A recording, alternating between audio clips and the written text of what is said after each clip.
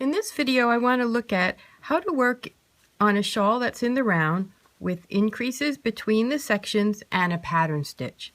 So you can see here, I've got my work on circular needles. I start on double points, and then when I get to have enough stitches, I switch to circulars and bigger circulars as I go. Some of you may prefer a magic loop or working on 2 circulars the whole time, and that's fine. But what I want to show you here is how I've got my stitches set up. I put a marker at the beginning of each section, and here I've slipped my marker already to the right needle, so I'm getting ready to knit the first section. I used a contrasting color marker so I can remember that it's the beginning of the round. If you look at my chart here, you can see that every other round, 1, 3, 5, 7, I've got these yarn overs on the outside edge of the chart that don't have any decreases matching up with them. And you can see that they're adding extra stitches to the chart. So these are the increases here that are adding these extra stitches to each section. And then with the rest of the section, I'm going to knit this pattern. This is a 4-stitch repeat. If you look at my little piece here, you can see I have 2 repeats of the 4 stitches. 1, 2, 3, 4, and 1, 2, 3, 4. So I've got 8 stitches in that little section of the pattern repeat. You could add extra markers here. I wouldn't add extra markers between every repeat on this because it's such a small pattern. But if you wanted to, you could add extra markers around those stitches that are in the repeat that are separate from those corner increases if you wanted to. I don't usually bother with that. I watch my knitting. I remember I had 8 stitches in that repeat. I can see the motif, and these are all stockinette. Those are the new stitches that came into the corners. What I wanted to show you here is what happens if I have to keep going and I want to do this more than once. Why does this only have 8 rows?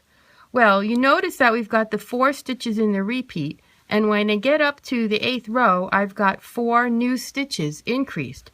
So when I start over again, instead of having 2 repeats of this, I'll have enough stitches for 4 of them. So I'll have 4 new stitches at the beginning, then I work my 2 repeats, and then I've got enough here for 4 new stitches at the end.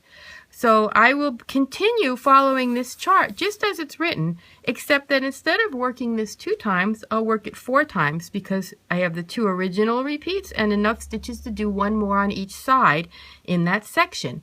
And I could go on forever like that and make a little circular shawl out of 1 repeat, of 1 pattern motif, just increasing the number of repeats. Now in this particular project, that's not what's going to happen. I'm going to do something else later, but I just wanted to show you how that works. So now if I wanted to do this motif and just continue with the chart, I would do my regular increase for the corner, which is just knit that first one through the back loop, yarn over, and then however many plain stitches. Well, now I'm not going to have any plain stitches because I'm going to start over with the 4 stitches for the repeat. So I would start right away working the chart with knit 2 together, yarn over, and then this left slanting decrease, which I've got as knit 2 together through the back loop here. You could also do SSK, and I just want to show you this other one that I like. It's a combination of knit 2 together through the back loop and SSK. So I'm going to go into that first stitch knitwise, but I'm not going to slip it. Just going to go into it. Then I'm going to go into the back of the second stitch, and then I'm going to knit them together. And that, I split my yarn, but I'll fix that. Let me go back and show you again.